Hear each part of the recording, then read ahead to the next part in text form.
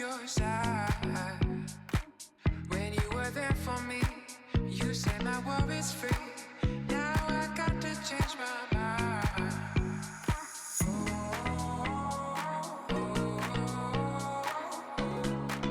I'm coming home.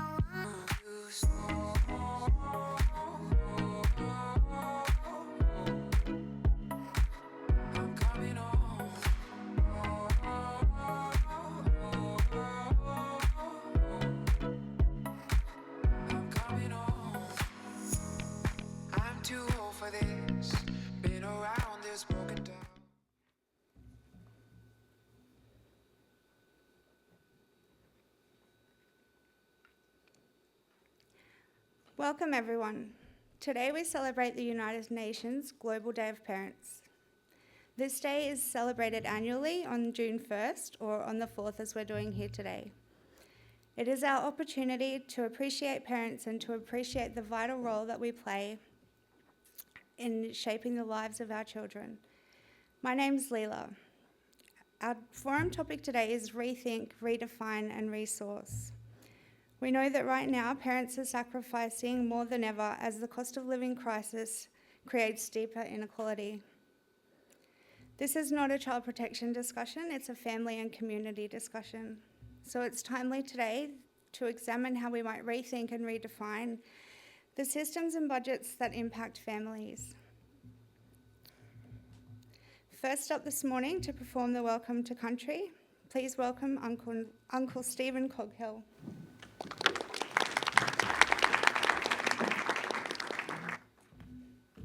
Thank you, Laura, for that introduction.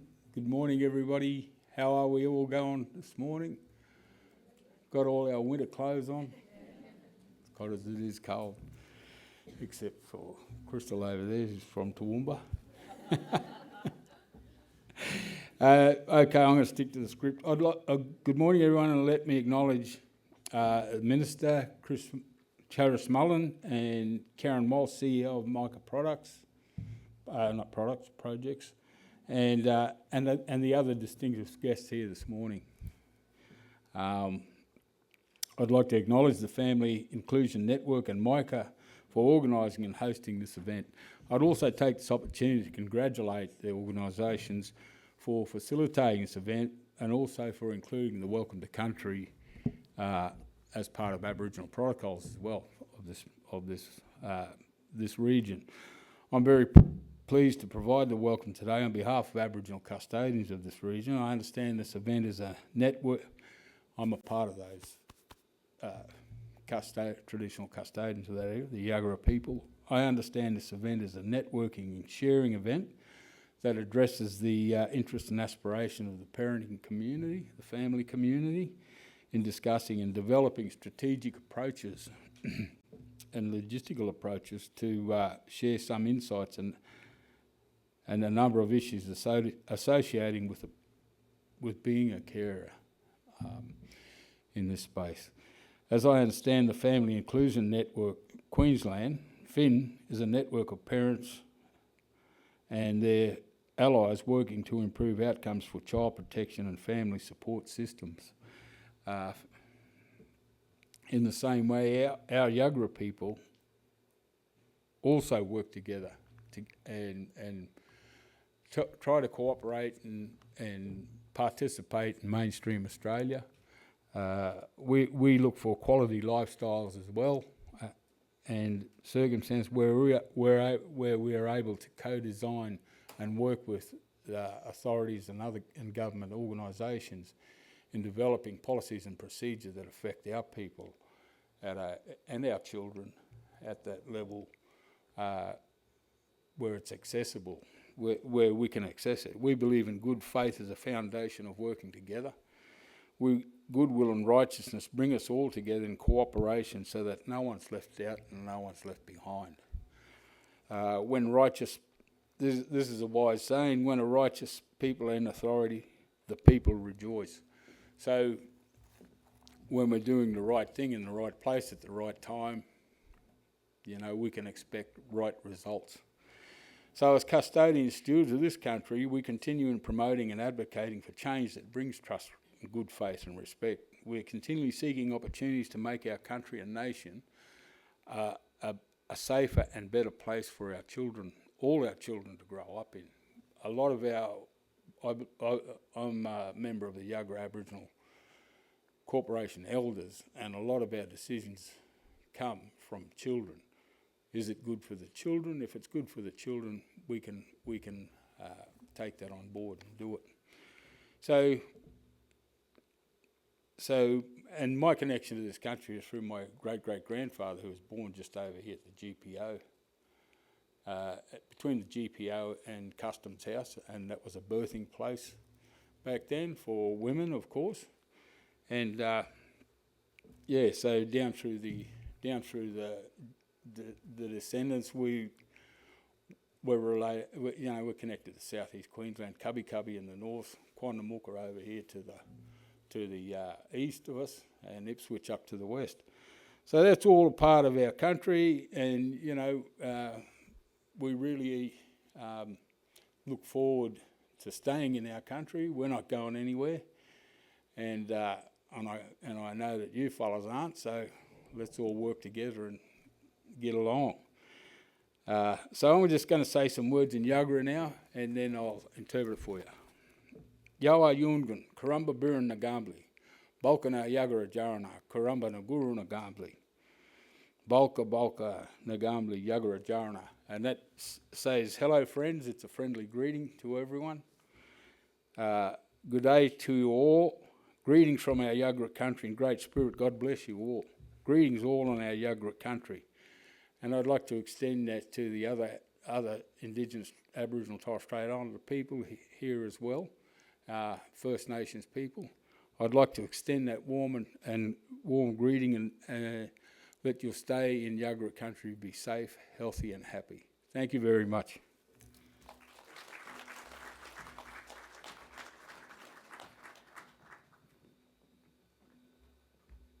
Thank you, Uncle Stephen.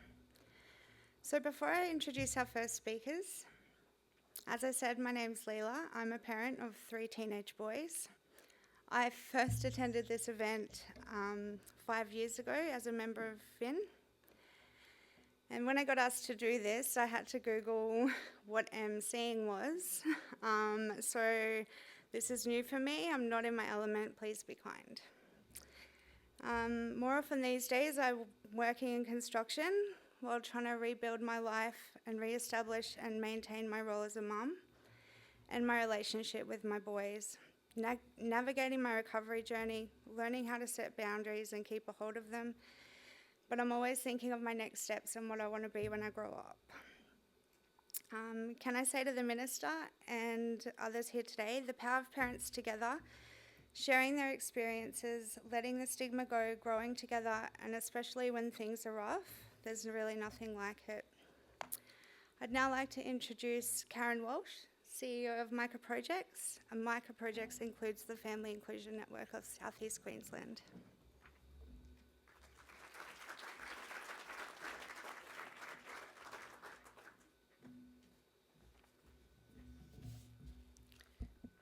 Thanks, Leela. I'd like to acknowledge First Nations and Elders past and present, First Nations people here today, and, just acknowledge our commitment to wanting to work towards closing the gap and reducing the number of First Nations children in care by working in partnership with Indigenous managed agencies.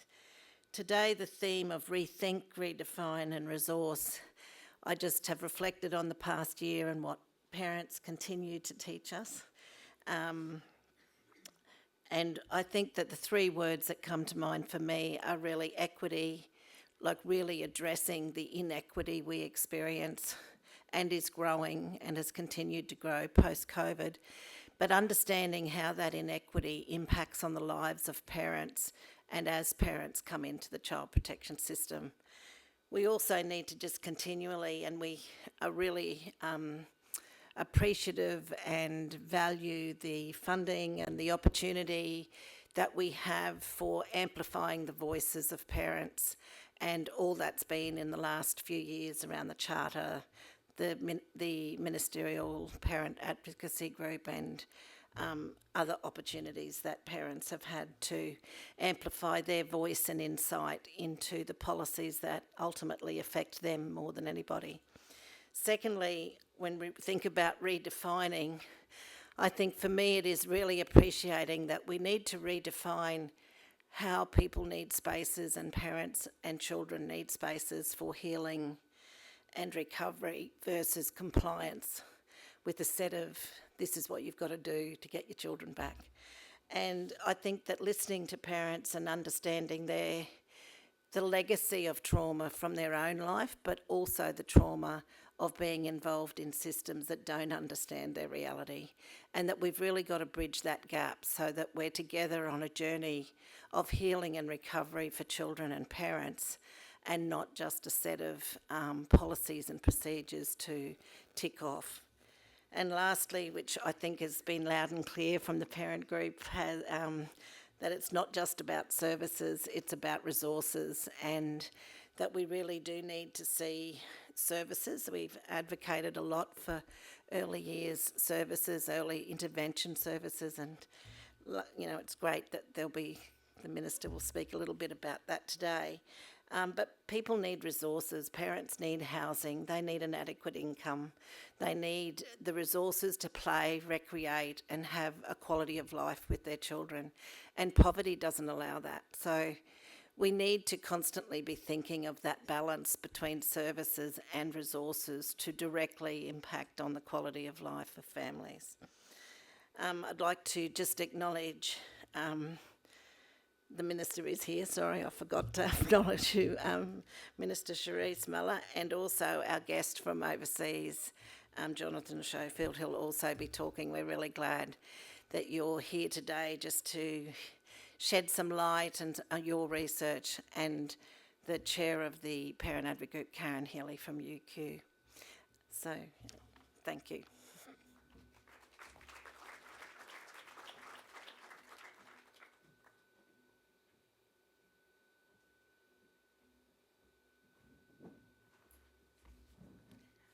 I believe the Minister has a few words that she would like to say. Please welcome.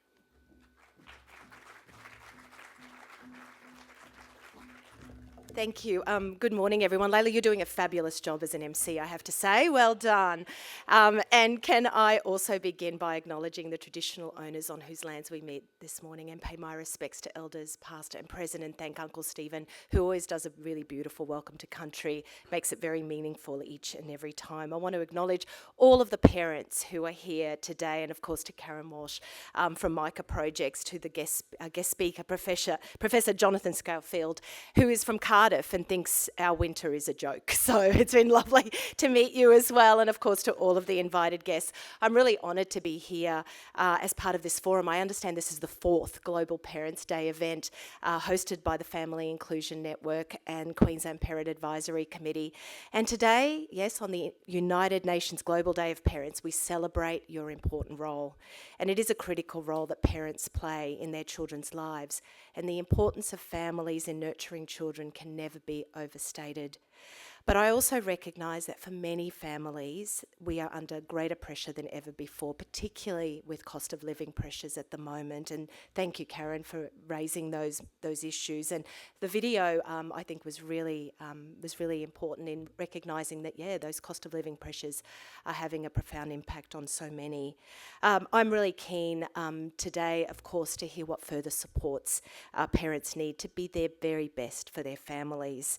It's also an opportunity to hear from Professor Scourfield, an expert in child welfare. So it's really wonderful that you've been able to be here in Brisbane with us today. The theme today of rethink, redefine and resource is another really important step forward in the work of the Advisory Committee. So back in 2018 on the Global Parents' Day, my predecessor Di Farmer announced an Australian first, which was that we would set up this committee that would be formed to ensure that the department reflects the views of parents. And I think that was such an important step because the views and feedback of the committee members, parent advocates and parents with a lived experience of the child protection system is so incredibly valuable in shaping our child protection and early intervention work across government. Now I can say that, but when I became the Child Safety Minister and had the opportunity to sit with Finn for the very first time, I have to tell you it had a really profound effect on me. Because the truth is, as Minister, you can get caught up in the day-to-day of what you're doing in child safety. And a lot of the time, very importantly, the focus is on children. But I never really put my mind to the feelings of parents. And I think, I went home that day, I had a little cry, I've got to tell you, because the stories I heard were so special. And I know that we can do so much better for families. At that first meeting with the Parents Advisory Committee, what was very clear and what was made very clear to me is that earlier supports are needed to support families. On Sunday, our government made a pretty big announcement. We made an announcement of about $500 million into what we're calling Putting Queensland Kids First strategy. It's the biggest investment in early intervention in our state's history. But what I want to say to you is that your feedback as parents with a lived experience has really helped to shape some of the decisions that we've made through that strategy.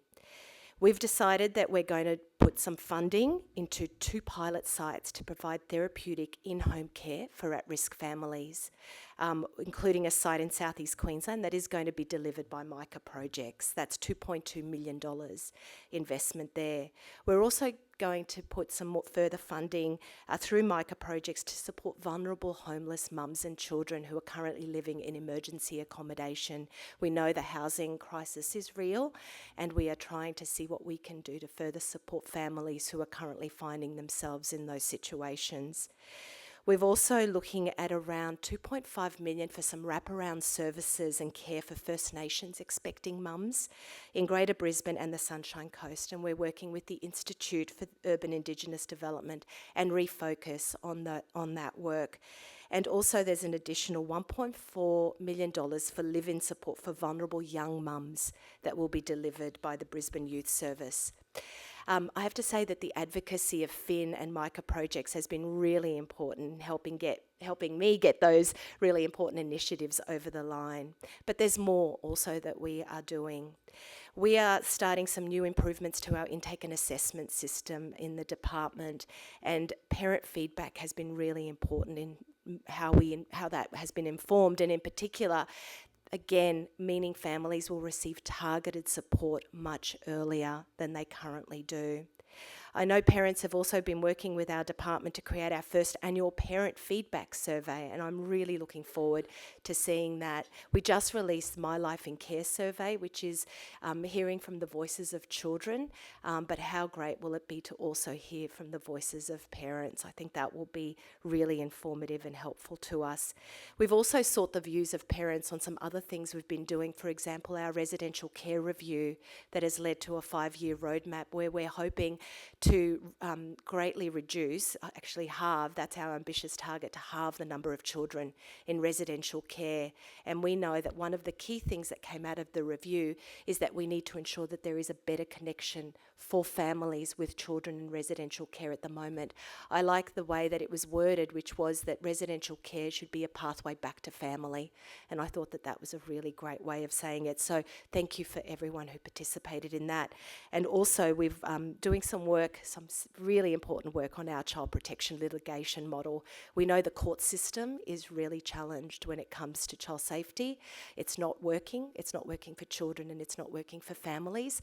And we are doing some significant work on that. So the views of families and parents in that is really important. Nothing broke my heart more than to hear parents say to me that they were working through a legal system that they didn't understand and they came out of it the other end, not sure what had actually happened through that process. So we really want to make sure that the parents' voice is embedded in any changes we make to those legal systems.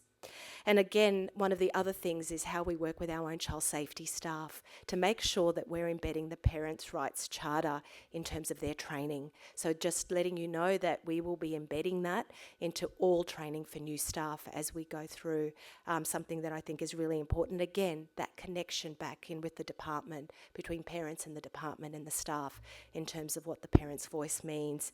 So more than ever, I know that we need you to make vital changes to our child protection system that best meets the needs of children but also their families. And I want to thank each and every one of you for being here today and being part of these really important conversations as we rethink and redefine what parents need to best care for their children. Thank you again, and I look forward to hearing all of the outcomes from today.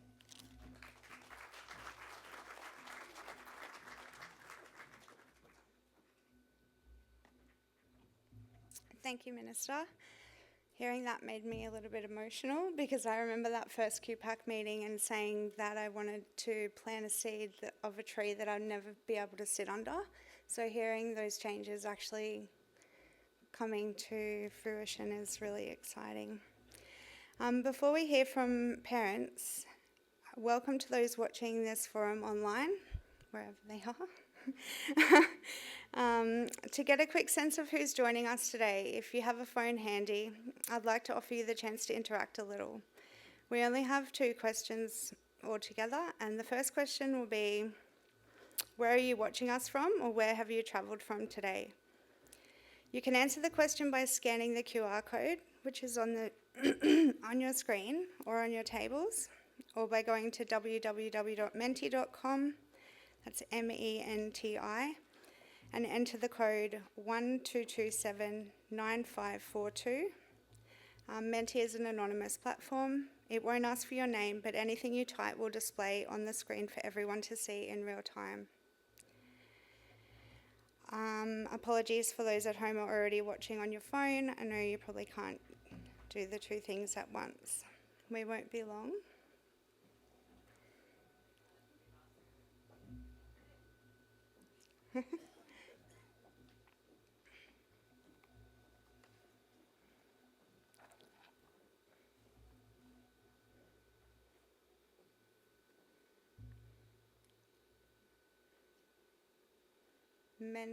I can't even pronounce that. Toowoomba, Meanjin, Brisbane, Stamford, Beaudesert, Kangaroo Point, someone here. Wales in the UK, wow. West End, so vast. That's amazing. In a moment, we're going to observe a round table chat with 4 parents. As they prepare, there's a beautiful drawing on the screen. Is it there yet?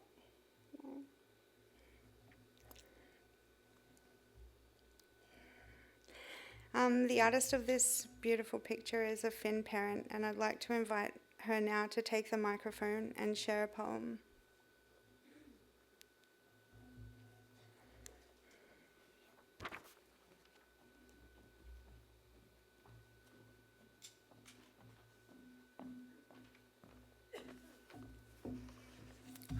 Hi everyone, my name is Morticia and I'm a mum with a disability and I've got 7 children. I've got 3 boys and 4 girls. And this is my story, my poem. It's called Broken. My heart is broken. You never carried my tears. You never carried my pain. You don't know the pain in my broken heart.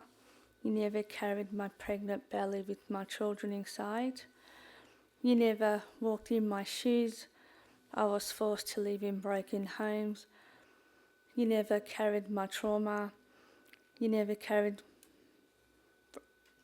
broken cries. You never carried my depression. You never carried my painful memories. I have knocked on so many doors only to hear broken promises. You never carried my loneliness. You never carried my empty heart. You never lived in my empty home. You never carried my silent screams for justice. Give me a chance to be a mum. Give me the day for my kids to come home for good. I'm a survivor of a broken system. This is my story.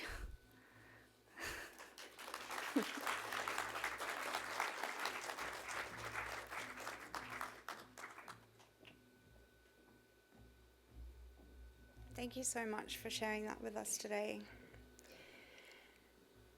Now I'd like to hand you over to Laura.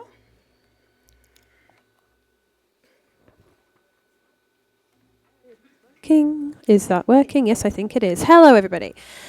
So my name's Laura. I'm a parent advocate with Finn. Is that? It is? Okay, good. We're celebrating the role of the parent today, whatever that looks like. And here today we've got a group of parents from different places with different experiences and different suggestions for change. We've all experienced a lot and we've all achieved a lot. We're knowledgeable, we found our voice and our strength. And now we're here to help others. Our experiences and suggestions are the building blocks for policymakers, leaders, thinkers and budget creators. One of the best ways to research what's working and what's not in supporting parents is to listen to us. We are the people who have to live with the consequences, good, bad or otherwise, of social policy decisions, budgets, programs and services. We're only 4 parents, but we represent a cross-section of experiences and opinions, and you can learn a lot from each of us. We're going to have a conversation around the table for about 15 minutes now, and we welcome you all to observe. Great solutions are often generated during discussions, so please listen, think and reflect as we do. To make quick informal introductions, as I said, my name's Laura. I'm a mum of 11 and I come from the Logan area. I'm Patrick Cobbo, I'm from Sherbeg, so yeah. I'm Jason, I'm one of the parent advocates at Finn and I'm a father of 4. And I'm Bobby, I'm from Family Inclusion Network in Townsville and I'm a mum of 4. So later this morning, I promise we will get to some celebrations and some ideas and solutions. But first of all, we must speak of the stark reality. During this cost of living crisis, parents are sacrificing more and are challenged more. Expectations of parents rarely change, even when resources are stretched thinner. And we are expected to thrive within a new restricted reality. For those who've encountered child safety and or the justice or health systems, my question to you is, what are the main hurdles and barriers facing families at the moment? Jason, if you'd like to start us off. Yeah, I'd just like to touch on the problems that parents have that are struggling with mental health issues. I wrote something down, I'll just read that out or else I'll ramble on all day. The treatment or non-treatment of parents by the department is adding to the ongoing cycle of generational child safety intervention. The fear that parents have in coming forward or seeking support during what may be a situational or temporary mental health episode is real and justified. Too many times the information that parents openly discuss with the department on that belief that this would be used in the best interest of the family is used in affidavit material to further the department's case of the child being removed. The parental capacity assessments or parental capacity assassinations, I should say, are set up in a way to further the department's case, conducted by a so-called independent psychologist that rarely, if ever, finds the parent is capable. These assessments leave parents that are already feeling they have no support by the department broken. The discussions I've had with parents is that after they leave these assessments, they have contemplated suicide. There is no follow-up from the department after these assessments to check on the welfare of these vulnerable parents. It seems in today's day and age, the department believe they are the only ones that can openly discriminate against a person suffering from a mental health condition. The systemic discrimination and mistrust of social services can and does lead parents to self-medicate. This leads to further mental health, physical health, financial and housing problems. I fail to see how this type of conduct by the department is beneficial to anyone. Oh, I've got to scroll down. There will be a time when the department step out of these families' lives. We need to ensure that the department are leaving these families in a better situation than when they first entered their lives.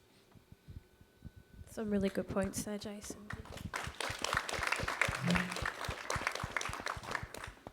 We definitely notice a link between the discrimination that can be experienced by parents involved with the department, and also a link with poverty as well that I can speak to for a minute. Reports to child safety can be generated from stuff we can't control, like having an overcrowded home or no house at all, not having enough food in the lunchbox, being unable to afford to transport kids to school or appointments, and that's if you can afford the appointment at all. And then to get our kids back, or to keep them, we have to prove we can achieve things that people wealthier than us would find much easier. Have you tried living on around $380 a week, which is a current job seeker amount for single and no children, which is what you become when they take your kids away, and trying to afford $525 to see a psychiatrist in the Brisbane area?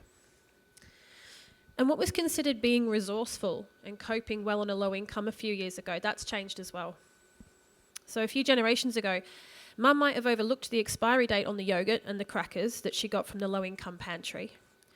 But nowadays, schools and daycares can actually report neglectful and careless parents for trying to flesh out the lunchbox with foods past their best before dates. And workers on ATK clutch their pearls and reflect that they would never give their child such unsafe food. And these struggles can be even more pronounced in areas where these services aren't available at all. And Bobby, you're going to speak to issues in the regions. All right. So in the regional areas, I'm from Townsville. I've lived there for most of my life. We find that there is a massive lack of services. So services are closing down because of lack of funding going out to those services, or they're having to stop important programs that they have running for families. And these are programs that child safety requires parents to access to prove that they're a good parent and to try and get their children back. Along with that, there's just not enough services in the regional and remote areas. I grew up in Mount Isa and Cloncurry. There's no services out there that cover the needs of the parents out there. This means that parents have long waits or are forced to pay for services such as mental health or parenting courses. And then they're punished for having to wait. If they're on a waiting list for 6 months, they're punished. There's also a lack of contact service centres, which puts strain on other services or parents that are not able to see their children. If there's no staff to supervise a visit, visits are stopped. How is this benefiting the children? How is this benefiting the parents? How is this benefiting the extended family members who love that child and those children just as much as the parents? This also means that parents see their children being separated into different towns, causing parents to need to travel up to 5 hours to see their children. The separation also means that parents or other family members may not get to see their children. They do not get reimbursed very often for these travel costs and the accommodation costs that they have to cover themselves just to be able to see their children. And as I said, I grew up in Mount Isa and Cloncurry, so this is not just a Townsville issue. This goes into the further remote areas where services are even more lacking. And this is something that really needs to change to empower our parents to be able to do better and to help their children and to get children home where they belong with their family. As we always say, family first, but family seems to come last. Over to Patrick. I'll go, yeah. Are you going to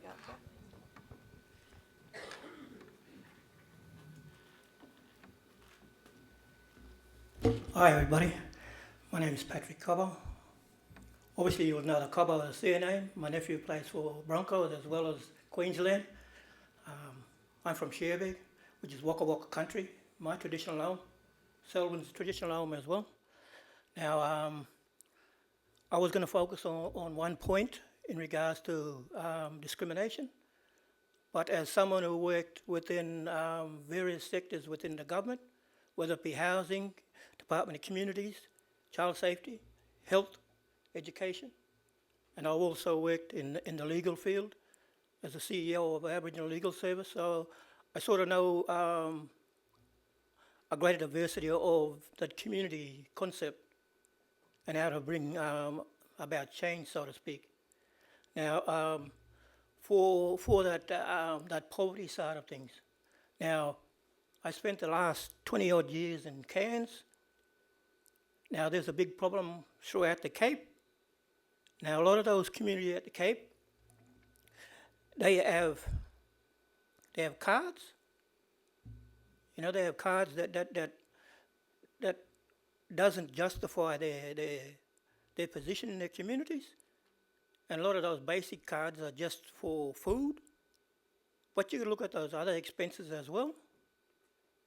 And also in regards to that basic card, some of that basic card get used up to get a normal key card to get electricity. Some of those communities have electricity. You can buy $100 electricity or $200 or whatever. Now a lot of those communities haven't got that money because of the basic card. The basic cards are set up for groceries. And it's a struggle in those communities. And you know, you wonder why there's 4 or 5 different families in one house. Well, they're compiling their electricity or whatever and utilizing food to keep themselves together as one, so to speak. And then I'll go into the other side now where removal of children from the school environment without giving the family a necessary opportunity to go through the pros and cons. They're taken from those communities. I'm talking whether it be Lockhart River, Edward River, 6, 7, 8 hours drive, but about 2-hour flight to Cairns. And then they put in foster care in Cairns, or residential care, so to speak. And that gives the department an opportunity to get a temporary injunction order, whether it be 3 weeks, 6 months, whatever. But that family that's that far up out of that region, they have no vehicles, they have no fuel, no money to get anywhere. How are they going to get down to put their opinions across to the magistrates? You know, I don't want to keep going on and on about this, but as I said, I'm passionate about it. And as you know, that part of that discrimination stuff, I'm a black man. Sure enough, I'm a black man, but I'm an educated black man too. But I get seen by the department as an alcoholic, a drug addict. I never touched drugs in my life. A couple of beers I used to, but I haven't been off the grog for going on 10 years now. I've got a master's in community development. So I do know what I'm talking about when I'm talking about the community sector. And you know, it's just frustrating.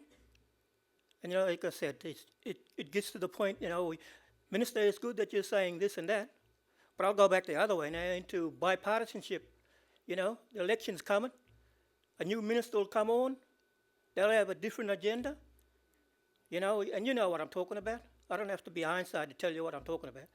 And, you know, I can't really see that the current government will hold their position, but if you do, good luck. And hopefully you set the foundation. But there's going to be someone coming behind you and taking over. And it will change their outlook to a way that they feel. And to me, that's insulting as well.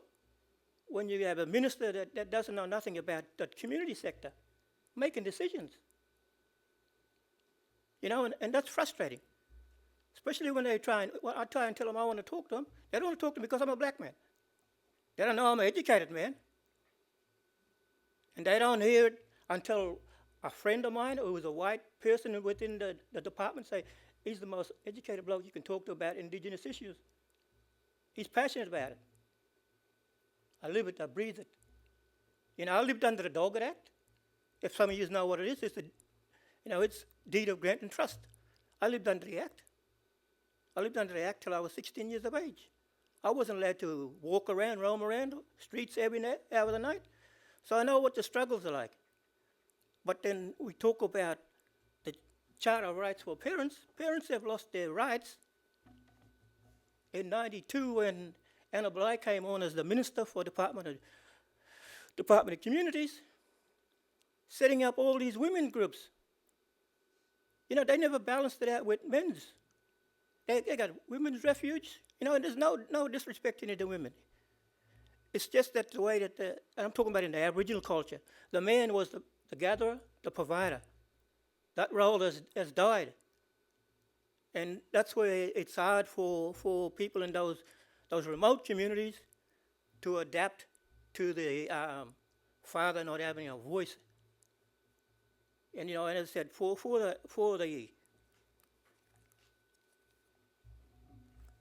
the litigation, that's education level. Some of that not up to level for a grassroots person. How do they know what you're talking about? You're insulting them as parents, as well as community people. Remember, as I always say to whoever's in government or in local council, remember the constituents, they voted you there. Give them the same respect back. Don't ignore them. But as I said, that's a few points that I wanted to put across. And as I said, for the litigation stuff, you're talking about having it done before the election. I just hope there's going to be a bipartisanship with the coalition, and we can work on a decent outcome for our families as well as our children. But if it comes down to a bipartisanship, I'm willing to sit down and listen to whatever has to be said. But thanks anyway.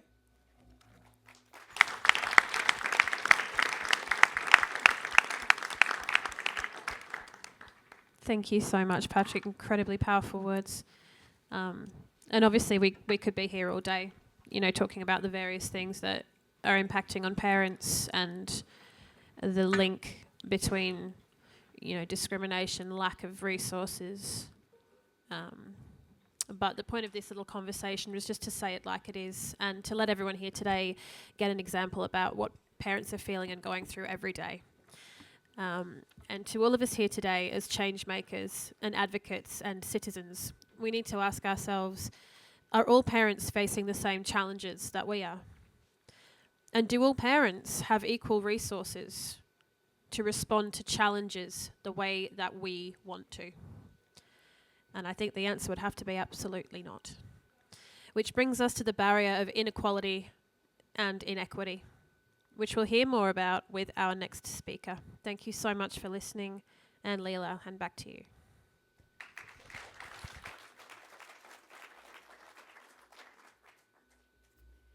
Thank you, Laura, Bobby, Jason and Patrick. We've got another opportunity to feed in your ideas and comments, as well as your huge compliments to the previous speakers. For the rest of this session, Mentee will ask for comments and ideas, big and small, to create fairness for families.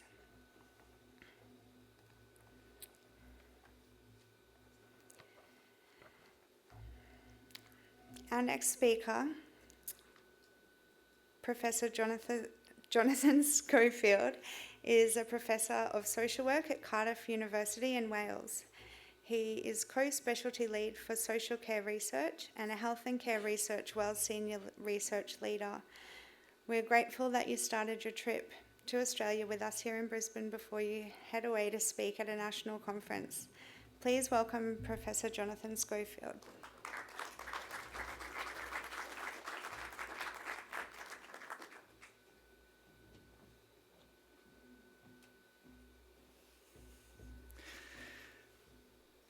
Thanks, Lila, and thanks for all the powerful testimony we've heard so far from parents and about First Nation communities' experience. I've really valued that. Thank you for inviting me, and I just wanted to start by saying Bore da, Cyfarchion Cynnes, which is good morning, and warm greetings from Wales in the Welsh language, which is the oldest language in Europe. Okay, so I keep thinking, looking behind me, there's no need because it's also there, but it's just a kind of habit. I will try and keep my eyes fixed down there and on you. Okay, so I am going to talk a bit about evidence from the UK today, but I hope that it's going to have connections with your experience in Australia, and I'll pause at a couple of points to hear for you to have a chance to talk to each other at least about how you might reflect what I'm saying in Australia. Okay. So, thanks. Can I have the next slide, please? I can't move them myself, can I? No, I need to ask you, yeah? I can't move them myself, no. No, I can. What do? Do I press this? Ah. Yes. Now I realise what the little gizmo is. Right, fantastic. Okay, so yeah, just to start off with the big picture around the world, I do think we see echoes of these points up on my slide here in many, many different countries. So services that are struggling under pressures of lack of funding, a lot of concern about risk to children. So, you know, new risks coming along all the time. For example, in our country, this may have connections here. Relatively recent concern about children being exploited into the drug dealing, as well as the sexual exploitation of children, which is something which has gone on for much longer, but is only people have recently become aware of. But a lot of intervention in family life. Just to give you one alarming statistic, some research suggests that in England, as many as, this is unbelievably high, as many as 42% of children up to the age of 18 at some point are classed as a child in need. That seems ridiculous, isn't it? It's like getting on towards half of all children at some point between birth and age 18 are classed as children in need. That to me sounds like a society which is intervening too much, because that in need category usually comes about concern about risk to a child. And in this context, then, not enough quality placements for children who need out-of-home care, and racial disparities. Now, I'm very aware that in Australia there's really alarming disparities between Indigenous children and white children. Something like 11 times more Indigenous children in out-of-home care, which is really these are eye-watering statistics, I think, on an international level. And I'll say something today about the picture in the UK, which is obviously a different kind of ethnic profile of families. So social inequality underpinning all of that, and that's going to be my theme for today. The theme is social inequality. I'm going to talk about gender and race, ethnicity, and poverty.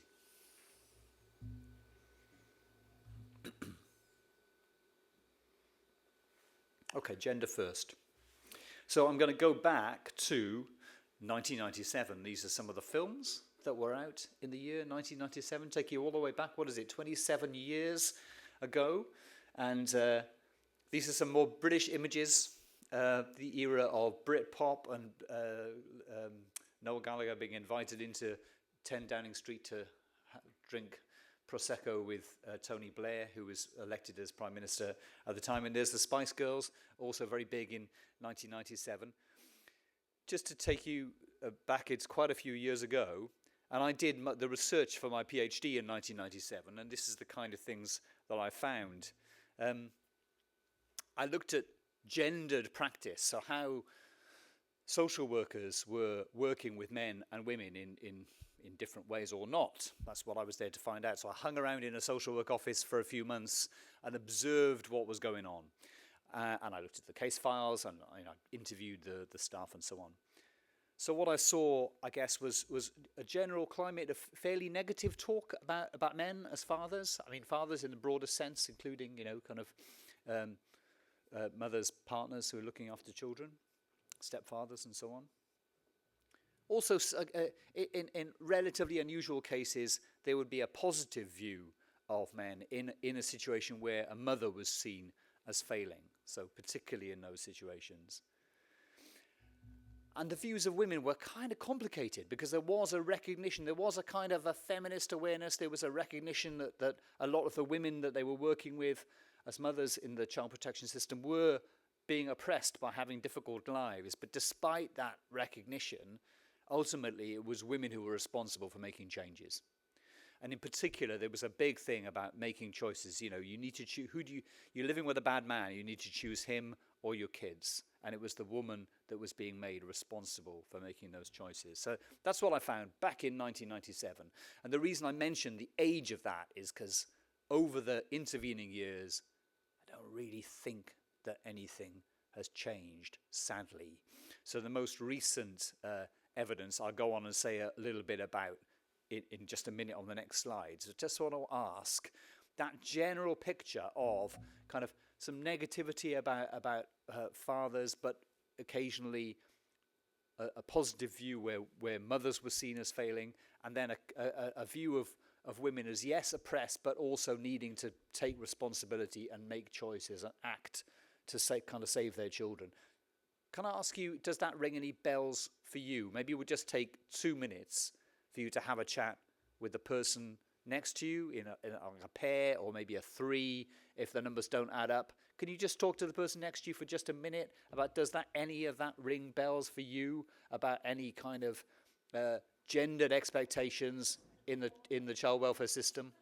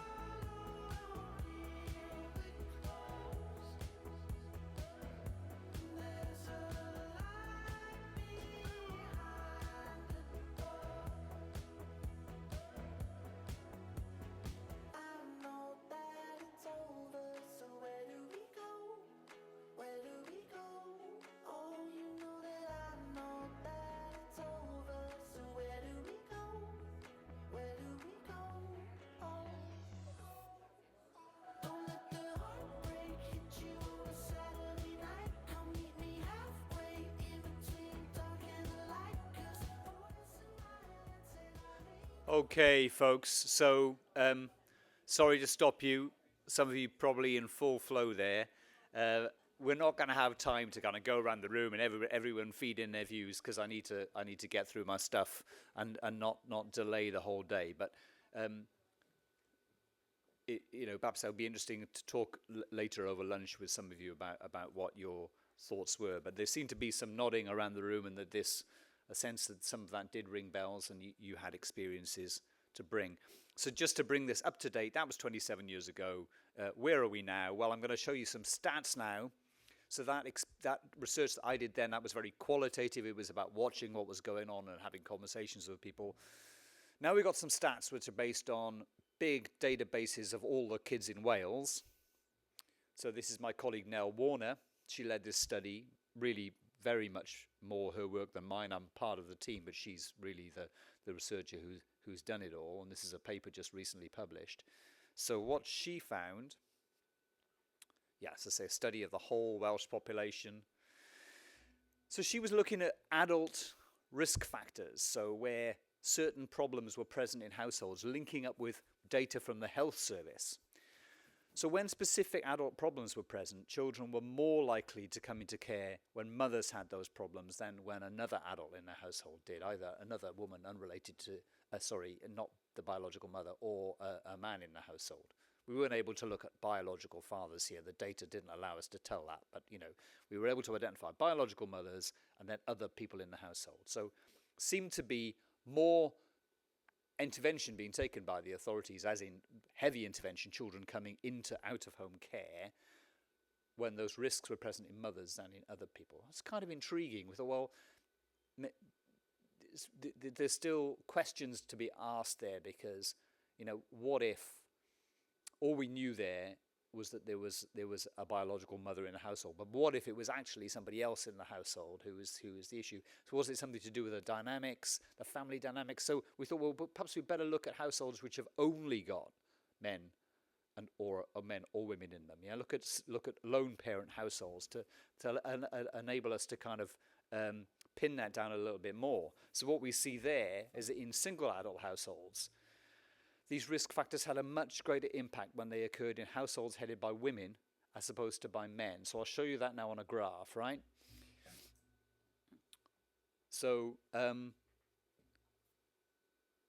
as you go further to the right on the graph, the risk of entering out-of-home care gets greater. Yeah, the green dots are single women, the dark blue dots are single men. So what you see is for every one of those adult risk factors, apart from anxiety, those risks had a greater impact.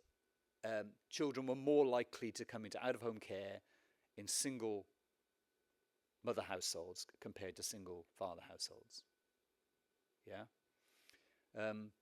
So there's probably pretty stark evidence there of gendered practice, as in the decisions falling more heavily on women than on men.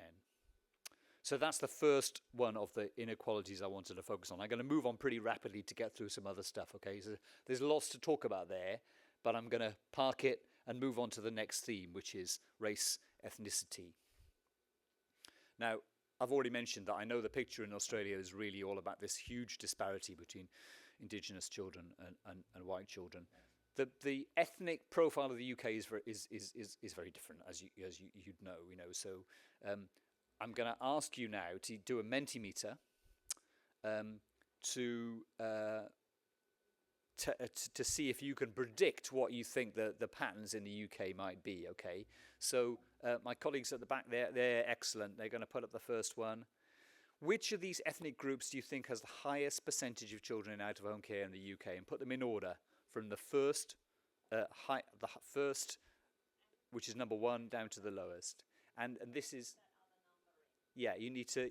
This won't work on the same Mentimeter that you've got the QR code on your tables. You need to put in 6913 1568 to your Mentimeter.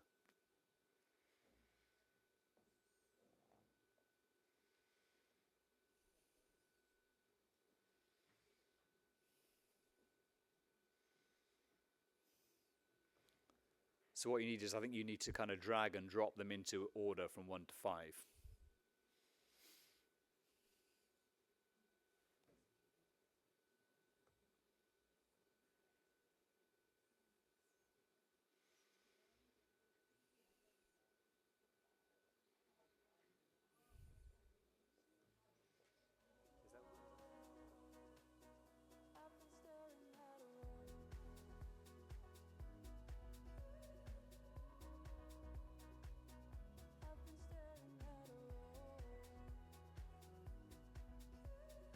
Yeah, it's working. I'll give it another minute or so to others to.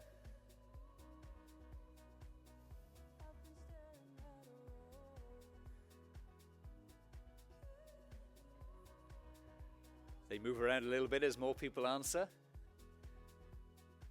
But interesting responses. I'll show you the next slide what the real picture is. So most people thinking that black children, as in black African Caribbean background children, are got the highest rate, followed by mixed heritage, then Asian, then white.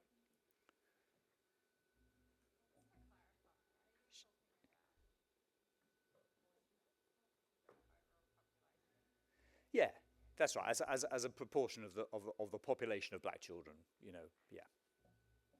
So not raw numbers, but just percentage as a proportion of that population. Well, that you're pretty close. Shall I move it on and show you the next slide, which is the actual picture?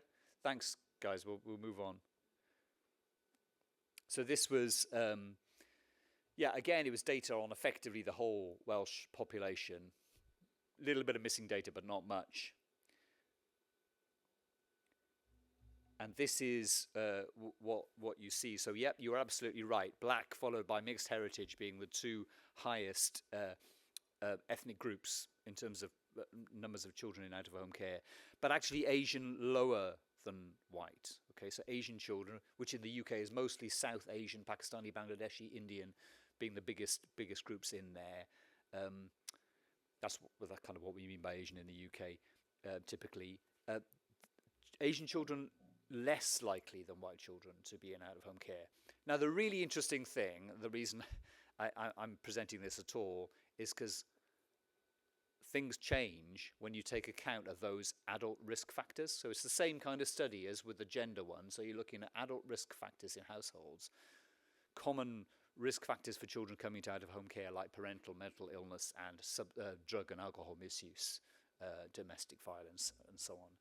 So the next slide I'm going to show you is what happens when you take account of those things as well as the age and gender of the child. So firstly, that's just controlling for age and gender. So just taking into account whether there's maybe a slightly different age profile of children in these different ethnic groups. It takes account of that, okay? So we don't really see any change there. You still see black, followed by mixed race, followed by white. The red line is the rate for white children. Asian children less likely to come into out-of-home care and other ethnicity also. But when you control, the really interesting thing is the Asian figure, right? So whilst on the face of it, Asian children are underrepresented in out-of-home care, when you take into account the presence of these risk factors, they're actually overrepresented. Now, what that tells us is that these risk factors are really relatively rare in Asian families. Yeah. Now, this is when you look at the UK South Asian population, very high percentage of religiosity, people having religious faith and practice. And of course, there's a prohibition against alcohol in Islam, for example. So the Pakistani, Bangladeshi groups, very heavily Muslim and much less likely to drink. So not surprisingly, having a drink problem is relatively much more rare in those groups than it is in the white population.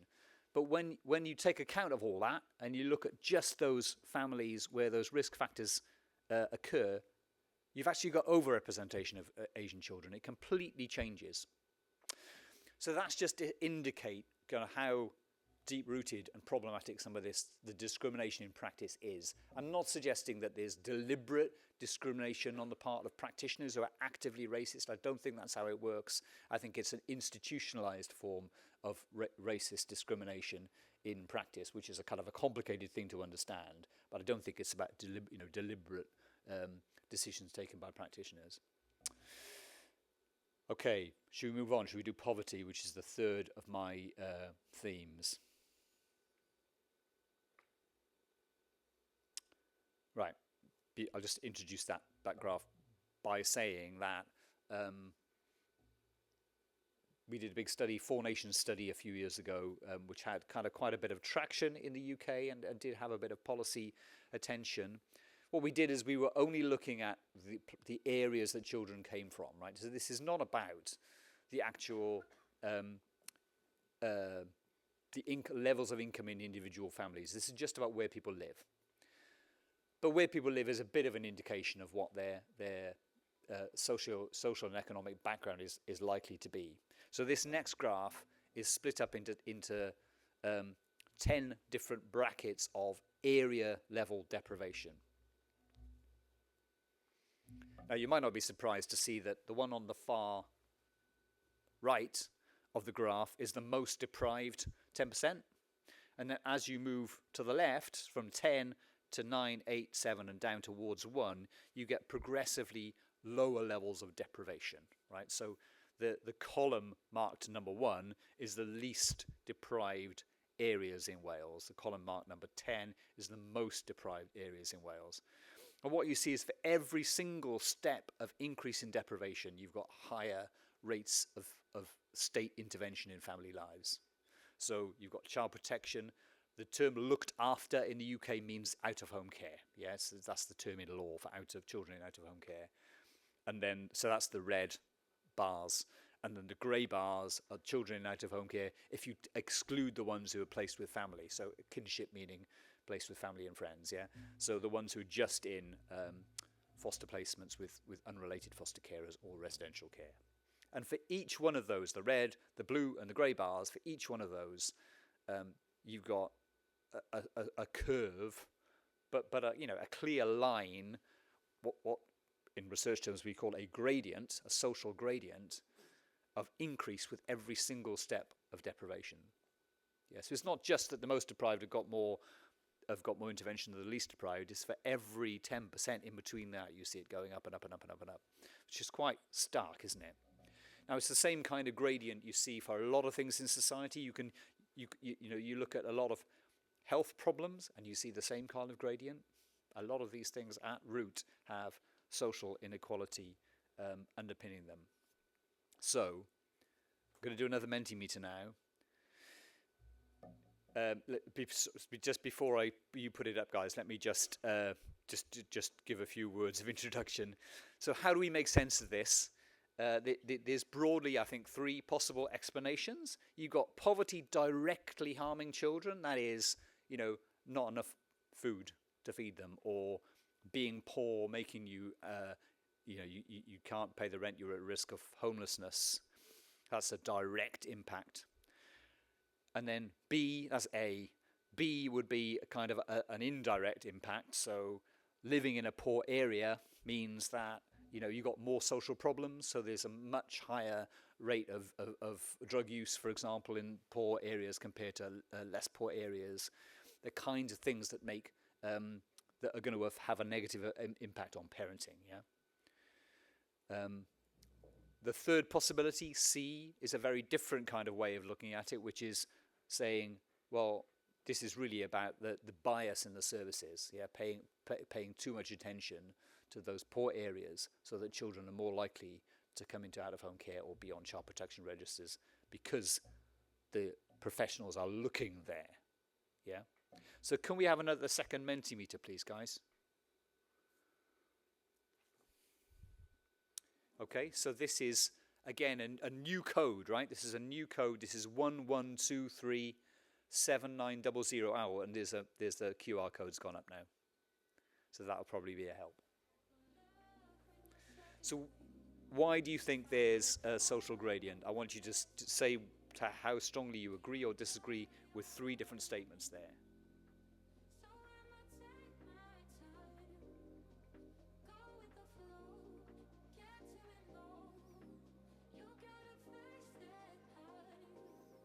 I'll just leave it another. Yeah, okay, we get a little bit of moving around now as more people fill them in.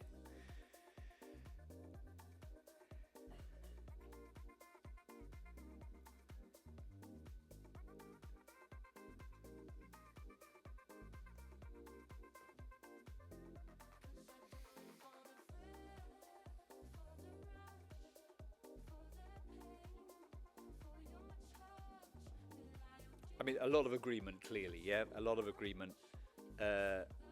Pretty subtle differences between the 3, still shifting around a little bit. Okay, on current reckoning, the equally favoured are... Oh, no, it's moving around a little bit again. So the topmost agreement, then, is the first statement that this is bias against families in deprived areas, but you very much agree with all 3 statements, yeah? That's great. Thank you, guys. Can we go back to the slides now? Great.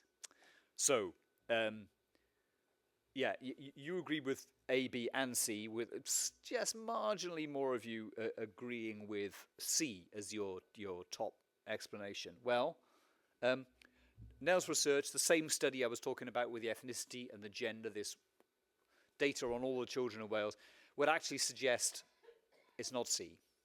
Yeah. Now, I'm not saying it's never going to be C. I'm not saying that there isn't any bias against families in poor areas. There probably is, right? But once you take account of deprivation and the presence of these risk factors in areas, it tends to suggest more the direct and indirect effects of poverty more than bias. Yeah. So as I say, I don't say that there isn't any bias, but actually when you look at this national data, it tends to say that actually it's the problems caused by poverty at root are probably the biggest thing going on. Okay. So my last slide. Okay. So what do we do about all of this? It's pretty challenging territory, isn't it? But I do think these trends of inequality, on top of the personal testimony such as we've already heard a little bit of today, and we'll hear more, I think, as the morning goes on, do speak for the need for pretty radical reform. A really common thread, again, around the world when you look at different research is systems being there for monitoring and surveillance rather than help. Yeah, so there needs to be a really radical shift there, away from attention on monitoring risk and trying to identify risks to actually giving people the kind of help that they are asking for. In the services who do have that kind of investigation role, maybe somebody's always going to have that role. There's still a potential for doing it in a kind of more humane way. There needs to be more emphasis on communities as opposed to just individuals and individual families being separately worked with, because it's a real problem in some of these most deprived areas where you have the highest rates of intervention. You've got a lot of families in that poorer community who are all got their individual relationships with the social workers.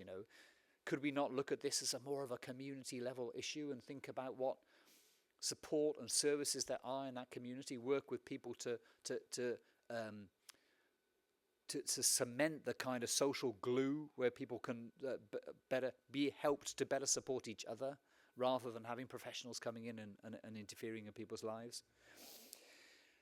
And this is not a simple thing, but we do need we need practice that is aware of poverty, that is aware of gendered inequality and aware of racism and specifically trying to combat those things.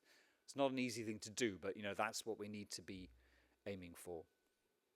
So that's all I'm going to say. I'm aware that I'm only presenting British evidence, and apologies for that, but it's kind of what I know. I don't really know enough about the Australian evidence to give you a talk about that. But hopefully there's been enough in there to make you think a little bit and to think about what might that mean in Australia. You've already had a chance to talk about that for gender. Maybe as the day goes on, we'll have a chance to have a chat, and maybe over lunch and so on, about the other themes as well and what that means in Australia. But that's me done.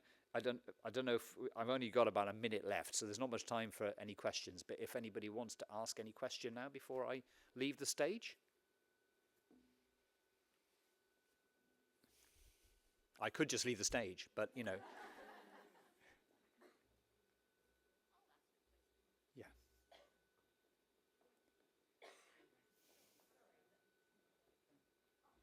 Okay. Hello, everyone. I'm Karen. Thank you for that, Jonathan. In Australia, there's been a lot less research on poverty and child protection, partly because we don't have access to the data. It's not data linked in Australia, the levels of poverty. And so in Australia, it's actually a controversial point to say that there's a link between poverty and child protection. Did you encounter that in the UK when you first started your research to highlight these structural contributors, the contribution particularly of poverty to child protection? So kind of yes and no, Karen, I think would be the answer. There is a certain resistance because the system has become very, very focused on parents' behaviour, as I think is probably the same here as well, rather than on those bigger kind of structural inequalities. So I think in the very beginnings of the conversation, yes, some resistance. But I think what we found is as that conversation has moved on, that there has been quite a lot of recognition. There's a great cartoon, I wish I'd brought it today, but I didn't, of the elephant in the room. The cartoon is just an enormous elephant in somebody's living room with the words poverty on it. Poverty is kind of the elephant in the room, really. Everybody knows that they're working with families who are extremely poor, but people have kind of stopped thinking about it and talking about it as maybe they would have done some years ago. But no, now that it's entered into the conversation, I think there is more of a recognition that, yeah, there is something here. And it's had a reasonably good receipt in the review of the social care system in England. Well, at least a lot of reference to the role of poverty, maybe not very much action, it has to be said, but a lot of recognition that it's a part of the problem. Right, I should probably stop now or I'm going to mess up your agenda. So thank you very much for inviting me.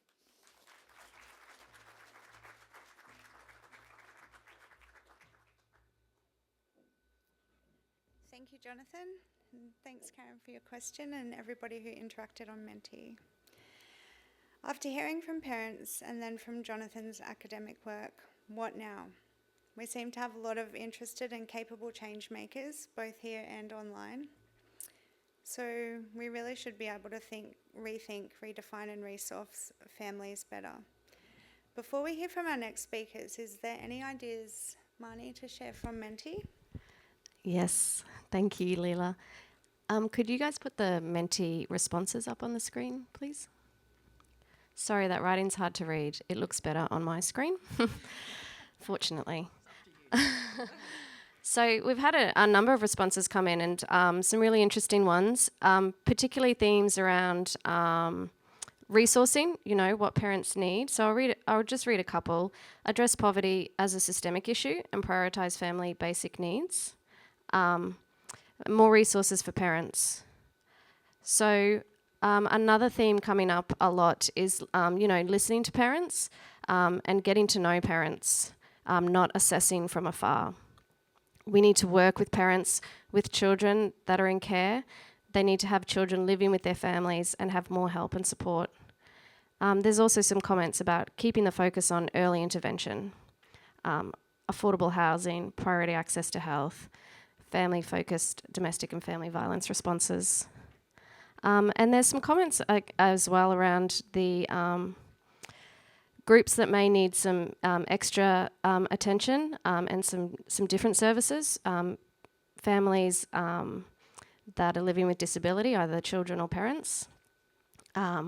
Families who've experienced trauma, refugee families, culturally and linguistically diverse families, and LGBTQIA+ families as well. So there's lots of great comments which we can share later so you can actually read them, but I'll just leave it at that for now.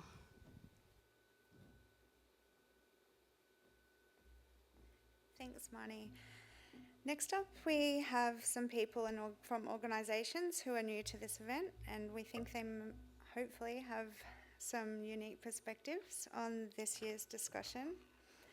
Because this is not a child protection discussion, it's a family and community discussion. Today we're joined by Health and Wellbeing Queensland. They're an independent organisation established in July 2019 to improve the health and wellbeing of all Queenslanders and reduce health inequities. Deputy CEO Gemma Hodgetts joins us today. Also from Basic Rights Queensland, that is a statewide community legal centre in Queensland, specifically helping people with Centrelink barriers or disability discrimination and also supporting women in the workplace. Sam Tacey is the director at Basic Rights Queensland. He's here today. Welcome. We'll get to you first, Gemma, and then we'll hear from Sam. And for everybody else, comments are open on Menti. Our question to you both is broad. Building on what you've heard today, how might we rethink, redefine systems and budgets to be fairer? And how might we better equip and resource families? Incredible question. Thank you. Hello, everybody. Gemma Hodgetts is my name, and in preparing, I suppose, for today, I had some key messages, but now I'm finding it really difficult to take in all of the perspectives that we've heard and distill what might be most useful to you. So I'll just talk from the cuff and see where we go, I suppose. But look, yes, I'm a mum of 4, so well done everybody for getting here, in the cold and the chaos that potentially sits behind that each day. I've only got 2 left at home and they're turning 10 next month. So they're twins, so that's a lovely milestone, isn't it, that they're going well. Look, as you said, Health and Wellbeing Queensland, I don't presume that you know about everything that we do, but the key point is there that we are independent of government. We are bipartisan. So I've heard in the room today that, to your point, sir, about governments changing, new political masters coming into play, I'd hope that we are here to stay and we're established in bipartisan support. We started with an initial remit on obesity, equity, and the reduction of chronic disease. So what does that mean for this group, parents and families going forward? So we do sit in the health stream, in the health portfolio, and inequity, health inequity is key to all that we do, as is Generation Queensland. So like many of you, you get a bucket of money and you've got to make certain decisions about that. So being in a prevention agency, we're your state's prevention agency, we had to make some decisions about what we'd like to focus on. Is it ageing? Is it women over 40? But it's not. For us, it's the next generation of Queensland kids, which I think is why Karen and others invited us to be here, because our sole focus and everything that we do will be geared towards kids, families and the next generation of Queensland kids with an equity lens in all that we do. So with that said, I suppose the structures that you talk about and how we can rethink, redefine and resource is the agility that we're hoping to bring, being a bold, innovative agency 5 years in. So what have we done? I'll just let you know we have the obesity strategy has been launched, and that's a whole of system change piece to keep families moving, eating better, providing free resources to families. Food security is called Gather and Grow, and that was our next major deliverable for government, focused on far north Queensland. And I did have to front the food pricing inquiry recently about supply chain and logistics, and we can see it in the news this morning, the dollar figure around a packet of Tim Tams in far north Queensland, $11.99. So it's astounding to me and out of touch. We're currently writing, as I was saying to Sam, the mental health and wellbeing strategy. Again, prevention, promotion and early intervention with a focus on our youth is key to that policy. But I think what I was invited specifically to talk about was the inequity piece, and Health and Wellbeing Queensland has been on a very deep academic piece. Professor, you'll enjoy this as well, because we have looked to Wales a number of times about how does government know that they're reaching the right people? I find that government, being from government, so I feel like I can say this, and I'm not sure who's in the room and how much trouble I'll get in later, but I think we can be we're tripping over ourselves with what's been invested where. Are we mobilising departments to talk to each other, or are they perpetuating worse outcomes for our families? Parenting's hard enough, but trying to navigate one system to the next is unthinkable to me. So system change is hard, but I think what we've learnt from the social determinants of health, they are in fact the same determinants of equity more broadly, and this group will know that. It's have you got a job, have you got the basics in place, what have you been through in your life? So the social determinants and broader determinants, the evidence tells us that those things are the same. So whilst we're here to reduce the inequities from health, we're focused on the equity of Queenslanders more broadly. That extends to life expectancy, the median age of death, the gap between the far north and Queensland. So we're distilling all of that work and have produced an equity framework which is really targeted at policymakers in government to help them understand or have a common narrative around equity in Queensland. What does it mean? Who's left out, doing without and hindered? And how do we then focus our efforts in that area? But the key for us is at Health and Wellbeing Queensland, are you evaluating what you're investing in? Is it working for parents and families on the ground? So I did want to let you know that for any people who are interested in the equity framework, to keep an eye on our framework and our website over the coming months so that we can have a more coordinated approach, I guess, to rethinking the structures and resources that will shape your experiences. So it is a little bit academic, I suppose. But the data piece, as you've pointed to, is, Karen, your question was spot on. The data's not connected here in Queensland, and I'm asking the Queensland Government to invest in us and the equity piece to help us do that radical reform, which you've suggested is needed, so that we can help both close the gap. The life expectancy issues are insurmountable, but we've got to start somewhere, and I think that's with a common framing. To redefine, I think you know, it's hard enough. We know that 1 million Queenslanders are going without food at any one time. I know that parents can't afford to spend money on vegetables that their kids aren't going to eat. And a lot of the time is that you? Yeah. Well, they like that. Well, look, that's good because, you know, so what you'll see from Health and Wellbeing Queensland, despite those big strategies, but we're investing in free funded programs. So, you know, you'll see plenty around Deadly Choices, 10,000 Steps and others, but we're growing our own products. So I wanted to just tell you about 2 of them in terms of services that we are offering for all Queenslanders that are evidence-based, because we know that you live far away. You don't always have time to talk to the experts, and you were talking about the cost of the appointment. I can't get there, I don't know who to talk to. So our job is to look at the inequities and go to the places that need us the most. So I just want to mention Pod Squad. It's our app for all Queensland families. It's aimed at children between 5 and 12, and we're Health and Wellbeing Queensland, so it is physical activity. There's the water waiter helping kids carry water to the table. They're sleeping routinely, and I hear some of the kids are even eating zucchinis more often. So what the link to Pod Squad is and health inequity is that whole of system approach to supporting families to their better health and good behaviours early in life, early intervention, prevention and promotion, because good health is fundamental, we think, to families. So have a look at Pod Squad. In the Logan area, as you said, pick of the crop, our whole of school nutrition program. So we have coordinators we're trying to extend so that every Queensland child has access to Pod Squad in their school. It is in Logan, and it's farmer connections, helping parents with food and education literacy, to help kids. You know, I've heard stories of kids in Bundaberg who've never experienced a strawberry in their life. So that's the moments that Health and Wellbeing Queensland live for, is the smiles on those kids' faces, helping parents just get by, and providing free resources that you can trust are evidence-based, developed with university partners that have the right clinical aspects, but are fun, free, and accessible for all kids. So equity and children are, you know, everything that we're hoping to achieve. And your perspectives today have just made me more determined that this system change piece, that government's got to do better. It is hard to move whole departments, but I'm giving it a red hot crack. So thanks for having me. Oh, is Madison here? Is Maddie Hanaway here? I haven't got my glasses on. Maddie, sorry, Maddie, right in front of me. Hello.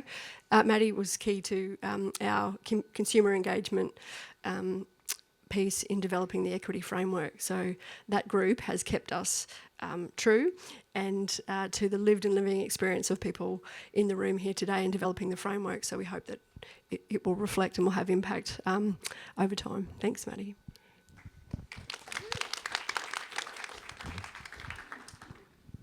Thank you, Gemma, and thank you to Microprojects and to Finn for having me along today. And good morning and a happy Global Day of Parent to you all. As I was introduced, my name is Sam Tracy. I am a director at Basic Rights Queensland. We are a community legal centre, so I am a lawyer. I will try not to be too lawyery in this discussion, but I will be talking about some really key areas of law this year that I think need addressing that have already been mentioned in passing this morning.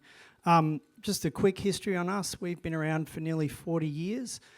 We provide over 5,000 free legal services to largely people who are experiencing some form of disadvantage or vulnerability every year. And we are also merged with the Working Women's Centre in Queensland, meaning that we help women in employment issues across the state as well. As I said, there is some really key pieces of law that are happening and being looked at this year, and I think I'm going to draw attention to those in addressing this rethink, redefine and resource theme here. But why our particular centre, I think, is because we deal with families and parents every day. We have 35 lawyers and social workers on telephones, in community, in homeless centres, across rural and remote and First Nations communities, every day providing free support. And, you know, that might be anything from welfare issues. We challenge government decision making. We take Centrelink on. We advocate for people's payments, family tax benefits and debts.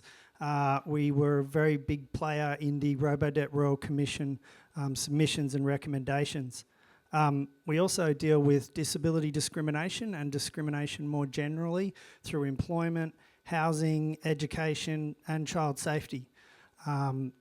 These are very complicated pieces of law, as has been mentioned already today, but our team does our best to help people in a holistic way. So I understand when we hear from people today how hard it is to navigate those systems, how challenging it can be when the decision makers fail to take account of all of the circumstances that a parent is dealing with, and also the failures of the representatives on behalf of the Crown, on behalf of the department, in not often acting as model litigants or not treating the legal processes with the due care and respect of the people that are going through them. Beyond that though, I wanted to talk a little bit about rethinking this year what the Human Rights Act has done. Now in 2019 or 2020, Queensland was fortunate enough to have a Human Rights Act brought in, following in the progressive footsteps of Victoria and some other places in this country and across the world.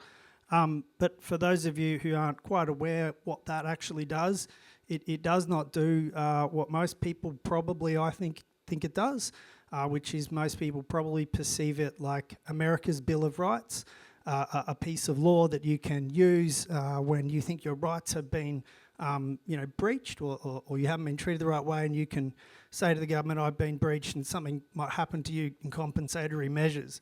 And that's just not how it works.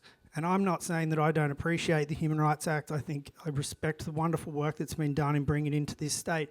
But this year it is being reviewed, and I think we need the voices of people in this room. We need the voices of the people that your organisation and sector workers have to tell the government what they think of the last 4 or 5 years of the Human Rights Act.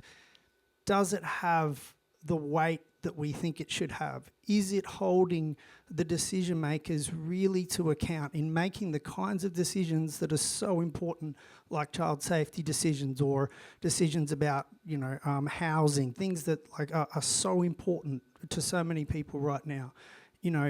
Do we need a conversation moving forward about a Bill of Rights? Do we need a federal Human Rights Act? This is the kind of thinking that lawyers are sharing in my circles at the moment in community legal centres. And I fully pay respect also to the great work done by people here in this room for the Charter of Rights for Parents. How do we amplify the voices of those parents' rights into the discussions about the Queensland Human Rights Act? Because this is the time. So I encourage everybody to rethink how you've looked at the Human Rights Act over the last 4 or 5 years. In looking at, in redefining ways that we can help the systems that impact families, similarly, Queensland has been the benefit since 1991 of an Anti-Discrimination Act. This was a very progressive piece of law at the time and has served this state quite well. However, it is outdated, and it's been under review now since 2021. And recently, a draft new act, which is, to my mind, having worked on lobbying and submissions for this particular piece of law for many years, a very sound piece of new law. However, as we've heard already today on some very well delivered criticism of the way that governments work, we face the potential of running out of time for this new piece of law before a government may change. In fact, we might even run out of time before the bill is even introduced. Is that still working? Yep. So right now it's really critical that the voices of, as I said before, not just the people that are impacted by discrimination, but also the workers in the sector and the managers in the sector that might contribute to these discussions. We need to raise the voice of everybody about getting this bill, this draft new law into the processes that need to happen so that it might actually get through before a potential change of government, because if it doesn't, we may not see it again. And I think that we need to redefine discrimination in this state. We need it to work for the people who are impacted by discrimination the most. which is very often the families, the parents impacted by decisions by government in housing, in accommodation, in education, in child safety.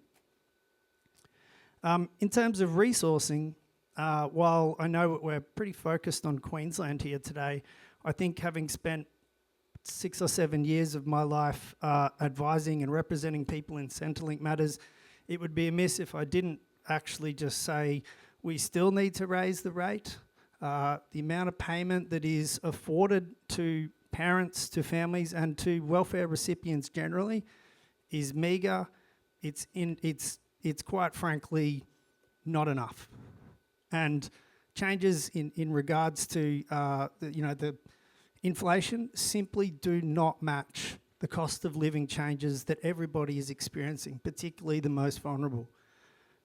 And we not only need to change the actual rates that are given to parents in particular, but I fundamentally believe that the way that we define how people are paid by Centrelink in terms of whether someone is in a relationship or not is flawed. It's out of date and it has to go. It's from the 1950s and it does not reflect the kinds of myriad of types of relationships that are happening, and it does not reflect the care that is given to the children and the money that flows through parents all the time. So whilst I would love to sit here and say universal basic income would be a great resourcing, I think that might be a few years away. So I'll just say, let's try and work towards ending this reliance on a person's partner or alleged partner status. Let's move towards the individuals and their circumstances and also the family responsibilities that they have.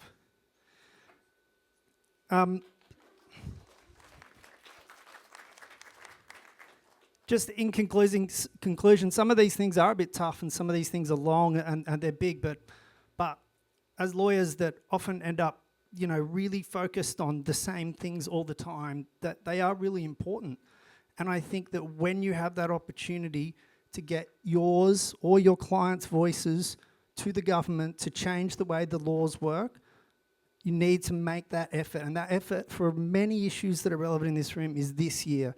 That effort is in, the Human Rights Act. It's in the in the Anti-Discrimination Act this year. So, can we work towards the kind of equity that we're talking about today? Yes, we can, but we're going to have to take action and we're going to actually have to be creative. Thank you.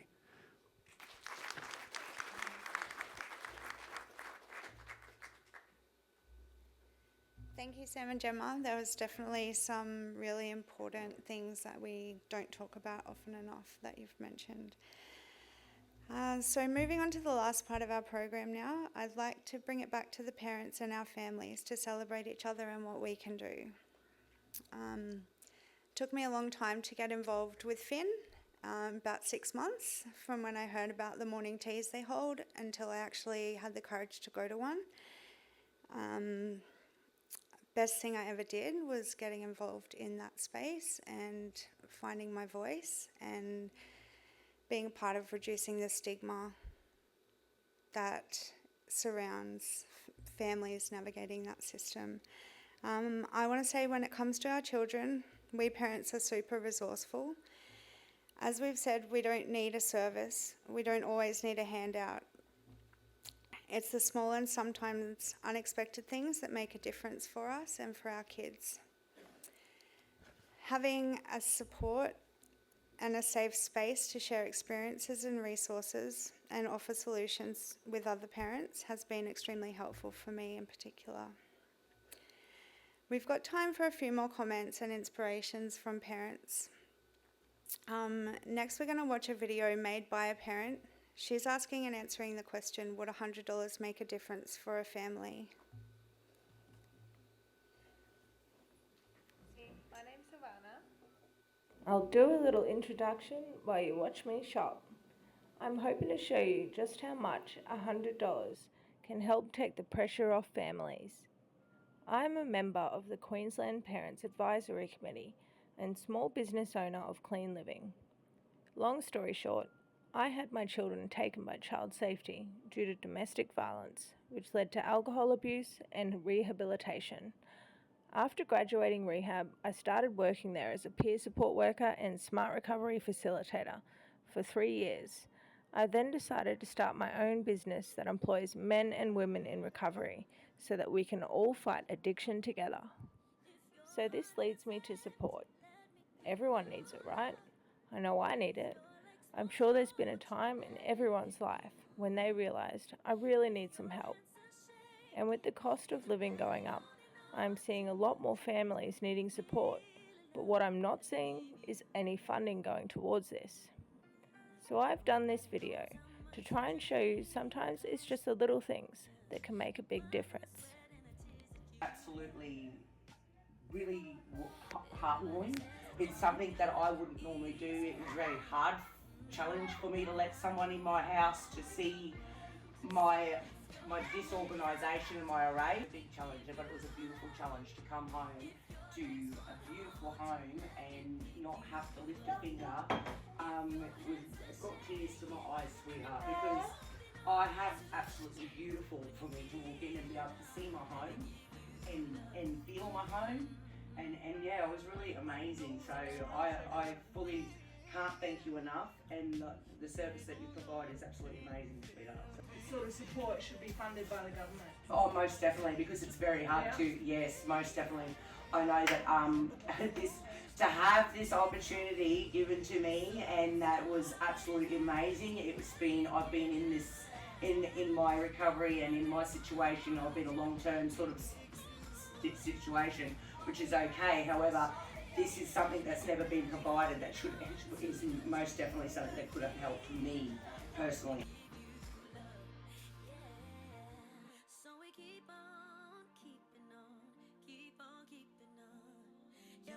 The best my art has ever looked.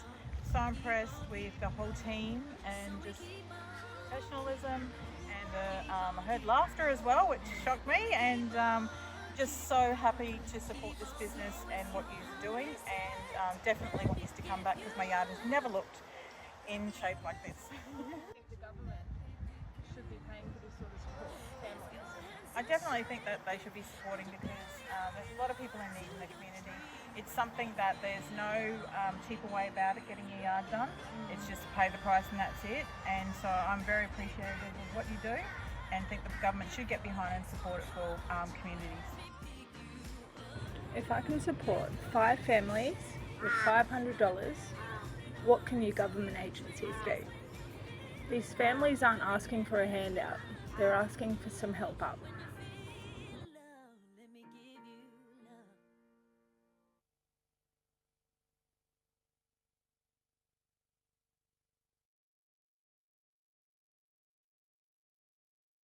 Well done. That was the first time I've seen that video, so it was a bit of a surprise, but you should be really proud of yourself.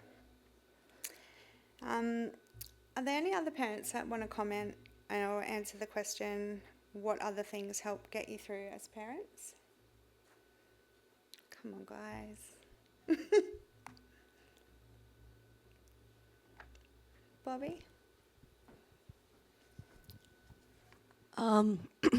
It's not about what helps me get through as a parent because my kids are all grown, but it's what I do to help parents, and it's being that support person.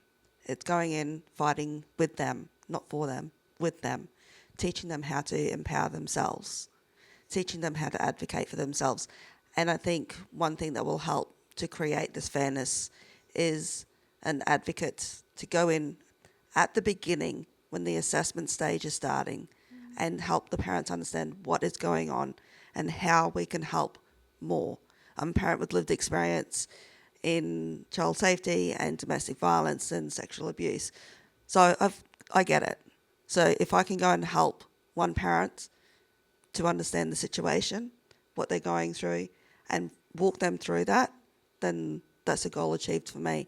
Watching families be reunified has been the highlight of my year so far. We've had 2 families reunified and it's been the highlight of my year. It's not the most important work. You know, obviously we want the kids to go back to their parents, but the most important work is empowering these parents to have the guts to stand up and say, you know what, I can do this. You're wrong. I'm right. I'm better. I'm not that person. So I think that's what parents really need to make these changes and to have a chance and for everything to be fair. Absolutely. Thanks, Bobby. Just on resourcing, when I had my children taken 7 years ago, I used to describe to people that it felt like every day I was at a coal face and I could carry away 2 buckets of coal. And then overnight, a new truck would come and dump another truckload of coal at the coal face. And then the next day I would take my 2 little buckets. And that was the analogy that I used to use for trying to deal with the myriad of issues that I was aware that I had, mostly rooted in mental health. But then, you know, we had that on-flow into housing and into parenting. And I used to tell the department about this poem. I didn't write it, I wish I did. And I think when we're thinking about resourcing and what's important and why, this poem can be really helpful. It's by Joshua T. Dickerson. It's only quick. And it's written from the perspective of a child, but you could see how it would relate to a parent trying to do their best. I woke myself up because we ain't got an alarm clock. Dug in the dirty clothes basket because ain't nobody washed my uniform. Brushed my hair and teeth in the dark because the lights ain't on. Even got my baby sister ready because my mama wasn't home. Got us both to school on time to eat us a good free breakfast.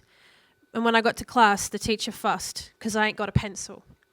And that's what it used to feel like for me as a parent. I had barrier, and I would try to get things done, but the clothes weren't clean because we couldn't afford a washing machine and I didn't have a car to get to the laundry. And I would walk my kids to school every day and be in trouble because they were late and in dirty clothes. And these things pile up. And I think, as Havana said, not necessarily a handout, but a hand up, resourcing things that can help us to succeed when all we see are barriers, even when we are trying our best. So, thank you.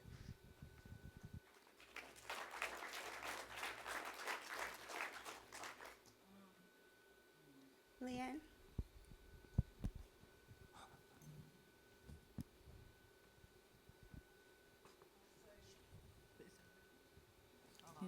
So what was helpful to me when I was going through everything and what really needs to happen with parents and child safety officers in relation to working together was I had, like, parents are on the floor, don't want to get out of bed, completely depressed, suicidal. This is what it's like when your children are taken.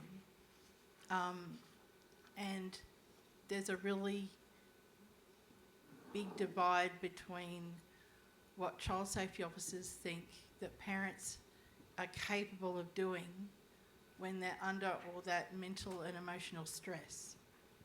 And what we need to do is we need to flip it around so that the child safety officer is understanding of what the parent's going through and can actually help support that parent to empower themselves, because what is the most important thing in this system are the children. So the child safety officer, their job is to look after the children. The parents are concerned about the children and wanting to get the children back.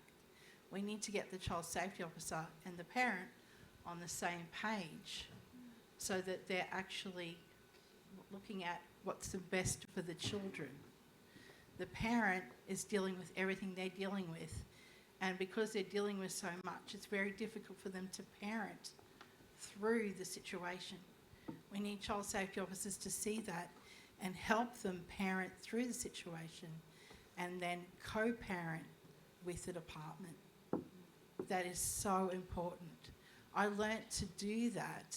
I was able to co-parent with child safety and the foster carers and my children, who at first only saw us be enemies, not be able to speak to a foster carer, not be able to be around the child safety officer because I would argue because they took my children, all of a sudden saw us working together as a team. And I can't express to you the things that my children now as adults have come back to me and said, you know, I didn't have to play one off against the other.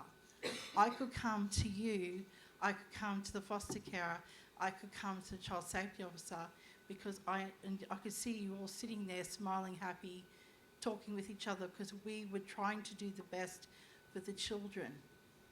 And that's the most important thing that I think is that we need to do.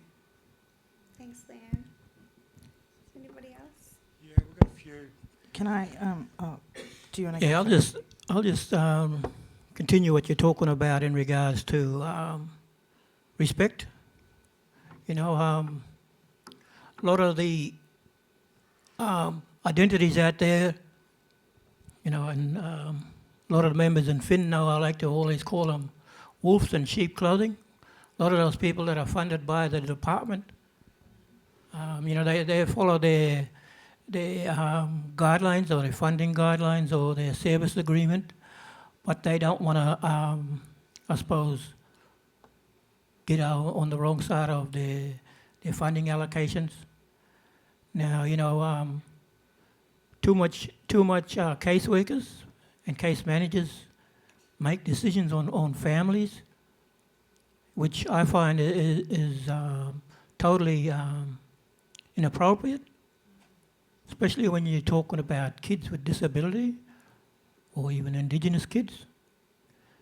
They've got different barriers, and you get caseworkers coming out of university or whatever, making decisions on families.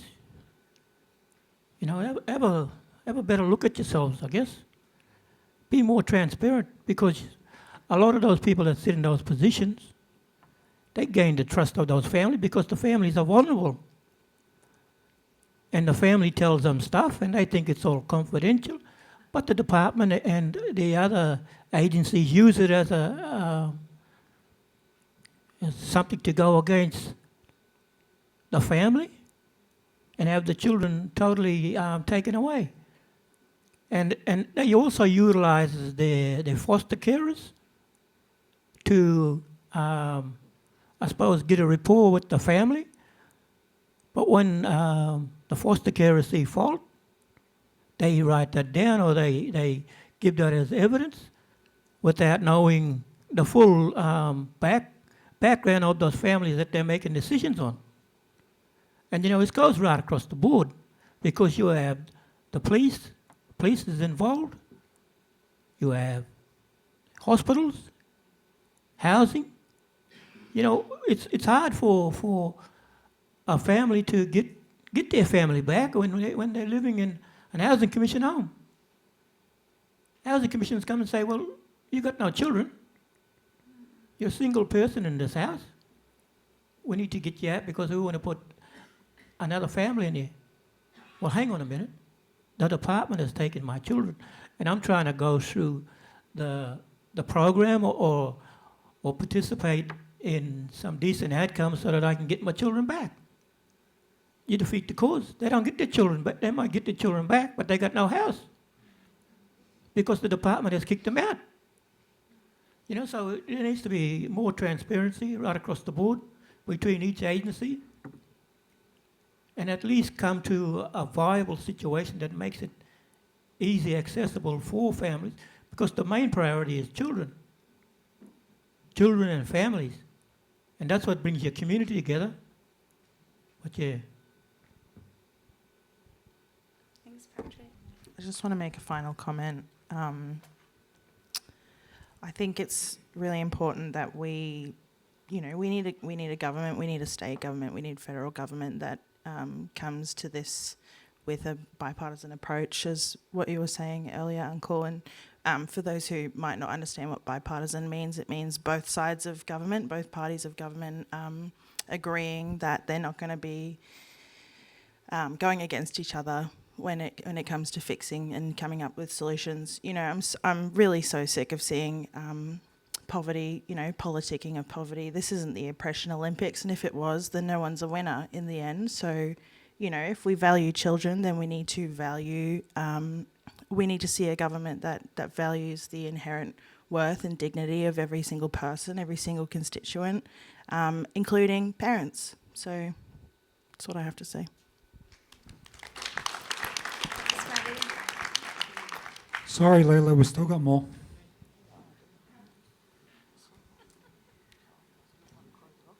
Thank you. I'm Clara. I'm have 2 children in care, 16-year-old daughter and 15-year-old son. I think what's helped me through is to keep knocking on doors, not to take no for an answer when it comes to having to wait for your children to receive health services. If it wasn't for the Fin team and walking into a morning tea one morning, just like Layla, I wouldn't be here speaking today, and I wouldn't be at the reunification stage with my teen children. Sadly, my children went through and were affected by the Resi review, and we're working through that presently. But I think you need to keep changing your policies, your decision making, more funding, and what I say to other parents in the situation that I've lived through so far with the children is that, use those services that are available to you as quickly as possible, communicate your concerns, be patient, and we need to respect one another. One thing I'd learnt from an auntie, bless her soul, was we just all want to be treated equally. We all love our children, we all want them home, wherever that may be. For those parents, it can be a long haul or a short one. I would like to acknowledge as well, there are success stories in this room of parents who have their children home full time now. And that's what we wish to achieve. And the more discussions that we have like this, that the benefits we'll reap with our next generation and the one after. Thank you. Thanks, Laura. I'm getting wound up. We have time for one more. One more, last one. Last one. Oh, geez, thanks. Hi, my name's Brooke, and I've got one daughter, and she's been in Resi for 3.5 years. She has returned home just recently, only to be taken again. We aren't poor, and I'm just saying the policy with all the bits and pieces and the funding should not only go to the ones that can't afford it, but we can't afford, because what happens is when you're told to pay for it all yourself, it is so above our wage limit that it's impossible for us to do anything. So it should be an all-round situation, not just for a certain group of people. And that's really all. Thanks, Brooke. So we had 2 things that we wanted after today. Firstly, as always, we need more parents with lived experience of the system to join Fin, and for more workers to support us. And secondly, I've got some homework. The second thing we want is your ideas and action. What can you do after today, big or small? It might be networking over lunch or lobbying your local member of parliament. It might be speaking with other parents or reading more about this topic. Write yourself a note or put it on our Menti. I'll give you a moment.